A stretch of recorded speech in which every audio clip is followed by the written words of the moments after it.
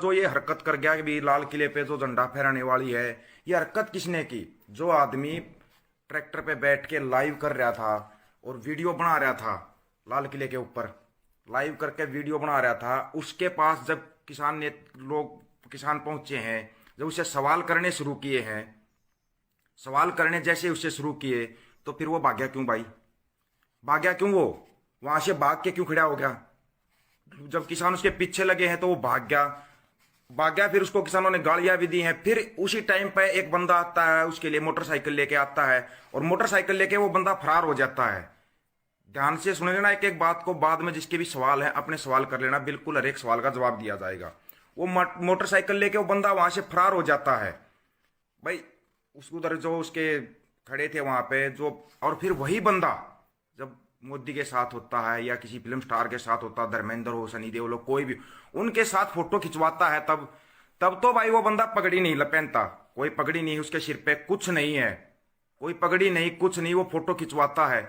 और जब वो बंदा किसानों के बीच में आता है तो वो बंदा पगड़ी पहन के आता है, पूरा प्रॉपर जो सरदारों वाली ड्रेस होती है वो पहन के आता है, और किसानों के बीच में आता है दिखाने के लिए कि मैं भी किसानों के साथ हूँ।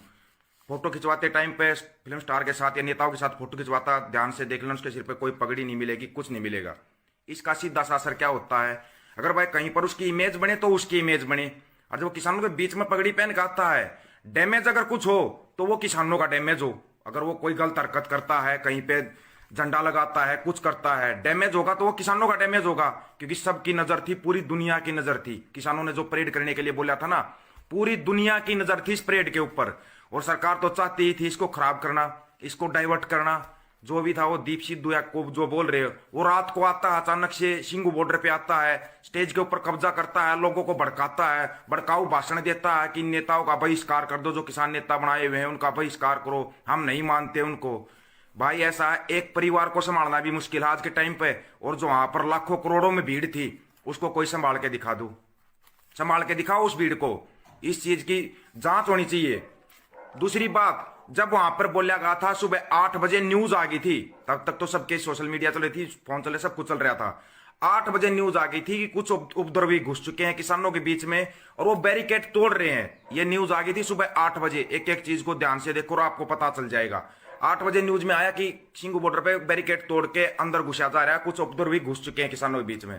तब कोई हरकत नहीं हुई। शाम को 7 बजे तक, कोई 7 बजे होती है गृह मंत्री के घर पर मीटिंग होती है, मीटिंग होने के बाद शाम को 7 बजे आदेश दिया जाता है पुलिस को कि आप बलपूर्वक इनको यहां से निकालो, लाठीचार्ज करो। उससे पहले बीच में हुआ जो दंगा हुआ, जो भड़का किस्म का काम हुआ है, किसानों ने स्पष्ट बोल दिया, जो सही में किसान थे वो अपनी परेड कर रहे थे, अपनी परेड का जो रूट दिया था सरकार ने उसी रूट पर चले हुए थे। ये डाइवर्ट करने का काम किसका था आप समझो। जहां पर ये पूरा घटनाक्रम हुआ है, आईटीओ पर हुआ है ना, जो आईटीओ पर जो ये घटनाक्रम हुआ है, लाठीचार्ज वाला हुआ है, जो भी कुछ हुआ, आंसू गैस के गोले छोड़े गए हैं, किसान का जो किसान शहीद हुआ, हम तो शहीद बोलेंगे भाई, जो ये बोल रहे ना कि शहीद कैसे हुआ, शहीद हुआ भाई गोली लगने से हुआ, ट्रैक्टर पलटने से हुआ ना। वो आंदोलन कर रहा था, इस जनता के लिए कर रहे थे। ये आंदोलन जो चला हुआ था, जो परेड थी, सरकार ने जो रूट दिया उसी पर चल रहे थे। आईटीओ आईटीओ पे जो गोल चक्कर आता है उसकी आप सीधी स्ट्रेटजी देखो।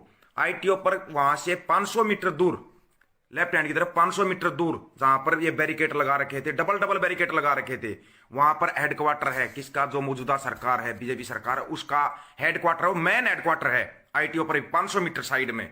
उसकी तरफ तो डबल बैरिकेड लगा रखे थे, कोई उसकी तरफ जाने नहीं दिया गया। और जो लाल, वहां से गोल चक्कर से आप राइट हैंड की तरफ घूमोगे, 2.5 से 3 किलोमीटर आगे है लाल किला। लाल किला किसका है? हमारा है, सरकारी संपत्ति है, सबको पता है इस चीज का। वो अपनी सरकारी संपत्ति है, वो हमारा लाल किला, किसी सरकार का उसका नहीं है, आम जनता का है वो लाल किला, सबके लिए है, वो सबके लिए है वो लाल किला। उस लाल किले की तरफ उन्होंने उसको खोल दिया, गेटो खोल दिया। किसकी साजिश थी ये? कौन इस साजिश को रचना चाह रहा था? कौन डाइवर्ट कर रहा था किसानों के रूट को? बीच बीच में रोका गया है, ट्रैक्टरों में सुए मारे गए हैं। कौन था वो? बीच बीच में पत्थरबाजी भी हुई है, उसके वीडियो भी दिखाने की कोशिश की गई थी, लेकिन सोशल मीडिया को बंद कर दिया गया था, बुरे तरीके से बंद कर रखा था, फोन होने भी बंद हो गए थे। वहां पर जो पत्थरबाजी हुई है, किसानों के मार्च के ऊपर जो पत्थरबाजी हुई है, वहां पर एक लेडीज पत्थरबाजी कर रही है, ऊपर से एक लेडीज पत्थरबाजी कर रही है, ऊपर से पत्थर मार रही है, जो किसानों की परेड चल रही है उसमें पत्थरबाजी कर रही है, लोगों को भड़काया जा रहा है, जानबूझ के भड़काया जा रहा है। उसके हाथ में आप ध्यान से देखना कि जी हिंदुस्तान का माइक था। हम नहीं मानते कि वो जी हिंदुस्तान न्यूज चैनल वाली होगी या कौन होगी, लेकिन उसने जी हिंदुस्तान का माइक पकड़ा हुआ था और वो लेडीज थी पत्थर मारने वाली। उसकी तरफ किसी का ध्यान गया या उसको किसी ने दिखाने की कोशिश की? जो ऊपर से पुल के ऊपर से जो पत्थर मार रही थी, जो ये घटना हुई है जहां पे आईटी ऑफिस के पास ऊपर से पत्थर मारे जा रहे थे, पत्थर फेंके जा रहे हैं, आंसू गैस के गोले चलाए जा रहे हैं, गोली लगी उस किसान को, उसको वहीं पर रोक दिया गया। ये सभी की सभी साजिश क्या थी? जो पुलवामा हमले की जो चैट सामने आई ना, व्हाट्सएप चैट सामने आई है, उस पर से ध्यान हटाने के लिए जो बिकाऊ मीडिया है उस पर तो इन्होंने कुछ नहीं बोला। ये बिकाऊ मीडिया इंतजार में थी कहां पर गड़बड़ हो, परेड शांतिपूर्वक नहीं चलनी चाहिए। सरकार की पूरी मंशा थी कि अब ये परेड शांतिपूर्वक होगी। परेड जो असली में हकीकत में किसान थे उन्होंने पूरी शांतिपूर्वक अपनी परेड पूरी की है। जो लाल किले की तरफ गए हैं, जो झंडा फहराने वाला वो दीप सिद्धू है, किसका आदमी है उसकी सीबीआई जांच करो, किसका आदमी हो, किसके कहने से। उसके पिछले 7 दिनों की उसकी कॉल रिकॉर्ड सब कुछ निकालो, सारी डिटेल निकालो उसकी और लोगों के सामने रखो। ये कब किससे इसकी बातचीत हुई है?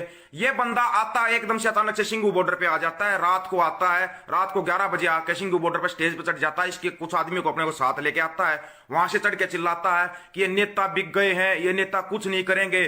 कभी वो राज्यपाल जी का नाम ले रहा है, कभी किसी का नाम ले रहा है कि नेता तो बिके हुए हैं, ये तुम्हारा कोई भला नहीं करेंगे। मैंने पहले ही कहा था कि नौजवान अपने ऊपर काबू रखना, आपको भड़काया जाएगा। भड़काने वाला सिस्टम इन्होंने देखा था कि भाई जो किसान 62 दिनों से शांतिपूर्वक बैठे हुए थे, जहां पर एक चिड़िया तक का भी खुड़का नहीं हुआ, किसी दुकान को लुटा गया, किसी के साथ मार पिटाई हुई, कुछ नहीं हुआ। इन्होंने देखा जो आदमी 62 दिन से शांतिपूर्वक बैठे हुए हैं, एकदम से अचानक से इतना भड़काऊ काम किया किसने? पहले ही बताया था भाई कि एक एक चीज पर नजर रखना, ठंडे दिमाग से रहना, बिल्कुल हर एक चीज पे अपनी तरफ से नजर रखना, नहीं किसी के बहकावे में आना, कुछ नहीं आना। एक आदमी आता है आपको रातों रात भड़काता है, रातों रात भड़काता है, और आप लोग कुछ भाई थे जो नौजवान थे, कुछ उन्होंने क्यों सरदार की ड्रेस पहन के आया, सरदारों को बदनाम करने की सब पहले ही बताया था। पंजाब वालों को बदनाम करो, जो पंजाब हरियाणा की एकता बनी और जो एकता इन्होंने देखी, 62 दिन से हम चाल पे चाल चल रहे हैं, और ये पंजाब हरियाणा की एकता, ये एकता नहीं टूट रही, पूरे देश की एकता होगी। पंजाब, हरियाणा, राजस्थान, उत्तर प्रदेश, खास करके पश्चिमी उत्तर प्रदेश, ये महाराष्ट्र, उड़ीसा, मद्रास, चेन्नई तक का आदमी यहां पर आया हुआ था और सबकी एकता है। यहां ना कोई जातिवाद चल रहा, ना कोई धर्मवाद चल रहा। क्यों? सबको पता था ये लड़ाई फसल और नस्ल की लड़ाई है। जो लड़ाई लड़ने के लिए हम दिल्ली बैठे हुए हैं ना, वो फसल और नस्ल की लड़ाई है। हम उस लड़ाई को लड़ने के लिए बैठे हुए थे। सरकार अपनी चाल पे चाल चल रही थी, किसी चाल में कामयाब नहीं हो पाई। पहले उन्होंने दूसरा रूट दिया, फिर उन्होंने रूट बदली किया, वो रूट भी मान लिया इनका कि हम ये रूट भी ले लेंगे, उस रूट को भी मान लिया। तो इन्होंने देखा है कि शांतिपूर्वक है, ये अपनी शांति से अपना पूरा काम करेंगे, क्योंकि शांति से बड़ा, मैंने पहले बताया था, शांतिपूर्वक और सबसे बड़ी चीज अनुशासन में रहना। अनुशासन में रहते हुए हम अपना पूरा काम करेंगे। सरकार झुक नहीं, सरकार डर चुकी थी। ये सरकार का डर बोल रहा है, जो रात में आकर स्टेज पर कब्जा किया गया है, उधर में जो लाठीचार्ज, आंसू गैस के गोले छोड़े गए हैं, यहां से साफ तौर से जाहिर था कि ये सरकार की डरी हुई सरकार ने साजिश की थी। इसलिए सभी से एक अपील है, मेरे भाई हर चीज पर अपनी नजर रखो। पहले ही बताया था मैंने, पहले वीडियो में बोल दिया था कि जो यहां पर 50 लाख 1 करोड़ आदमी है, वो सभी के सभी नेता है। अपना दिमाग लगाना, किसी एक आदमी का दिमाग नहीं चलेगा, किसी एक आदमी का दिमाग नहीं चल पाएगा। मेरे भाई पहले ही सबको बताया था, शांतिपूर्वक रहना, मत किसी की बातों में आना, नहीं किसी के बहकावे में आना। जब तक आप शांतिपूर्वक रहोगे आपको कोई नहीं तोड़ सकता। भाई सबके पास दिमाग है, सब अपने दिमाग से लगे हुए थे। इतने आदमी हैं जो ये भाई नहीं संभाल पाते। आपको पहले ही बताया था कि योगदान सभी को देना है, सभी को पता है ये हमारा आंदोलन है, सबका जन आंदोलन है। ये हर एक बच्चे से लेके बूढ़ा तक इस आंदोलन का जिम्मेवार है।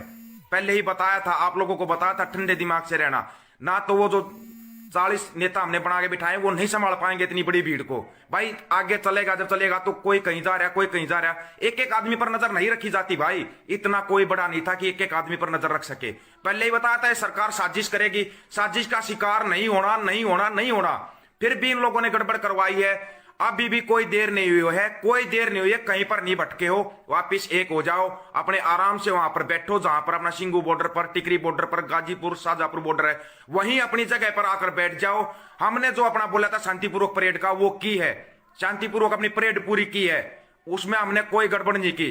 जो भीड़ पर जो लाठीचार्ज हुआ है, जो गोलियां चली, आंसू गैस के गोले चले हैं, जो ये सरकार की साजिश थी। अरे जब दिल्ली में जब ट्रैक्टर का पहला जत्था घुसा है, दिल्ली वालों ने स्वागत किया है, स्वागत किया दिल्ली की जनता ने, पुलिस वालों ने स्वागत किया है। क्यों? क्योंकि हर ट्रैक्टर के ऊपर तिरंगा झंडा लगा हुआ था, सभी ने स्वागत किया। वो बंदा जो झंडा लगा रहा है वो तिरंगे झंडे को भी वापस कर रहा है, किसानों वाले झंडे को भी वापस कर रहा है। और सबसे बड़ी बात, अगर वहां पर जो दूसरा झंडा लगाया, निशान सिंह साहिब का झंडा लगाया गया था, आप समझिए वो निशान सिंह साहिब जिन्होंने 1710 के अंदर आप हक दिलवा दिया था किसानों को उसकी जमीन का, 1710 में, उस निशान सिंह का साहिब के झंडे की सभी इज्जत करते हैं। लेकिन जो बता रहे खालिस्तान का झंडा लगाया है, उसको पकड़ो, उसकी पूरी सीबीआई इंक्वायरी करो, पकड़ो और लोगों के सामने लाओ ये साजिश किसकी थी, पूरी साजिश का पता लग जाएगा। किसान अपना जो आंदोलन कर रहे हैं शांतिपूर्वक ही करेंगे। इन्होंने लाठी मार के देख लिया, डंडे मार के देख लिया, गोली भी चला करके देख ली है। एक रहो, एकता में जो ताकत है ना, उस ताकत को कोई नहीं तोड़ सकता। सभी से अपील है, आप इस वीडियो को शेयर करते हो, शेयर करना या शेयर टू ग्रुप करना, या आप इसको पर्सनल अपने पेज पर डालते हो, यूट्यूब पर डालते हो, सभी के पास है ना ये वीडियो पहुंचना चाहिए। वाह, उग्रा जोगेंद्र उग्रा जी है, या आपने जो भी नेता बना के हमने बिठा रखे हैं, आगे बिठा रखे हैं, राज्यपाल जी है, आप वीडियो बना के जारी कीजिए। जो उपद्रवी घुसे हुए थे वो ना तो किसान आंदोलन का हिस्सा थे, ना ही किसानों का हिस्सा थे, उनके खिलाफ पुलिस को कार्रवाई करनी चाहिए। जिन्होंने उपद्रव किया है, जिन्होंने जानबूझकर जो नारे लगाए हैं, जो खालिस्तान का झंडा लगाया, फ्लैग लगाया है, वो हमारे आदमी नहीं थे। वो जिसकी साजिश थी सबके सामने आ जाएगी। शांति से रहो, शांति से जो अपना आंदोलन है वापिस इसको एक करो मेरे भाई, वापिस एक हो जाओ। एकता में बहुत बड़ा बल होता है। सभी से अपील है मेरे भाई, सबसे हाथ जोड़ के अपील है, किसी की बहकावे में, किसी की बातों में मत आओ।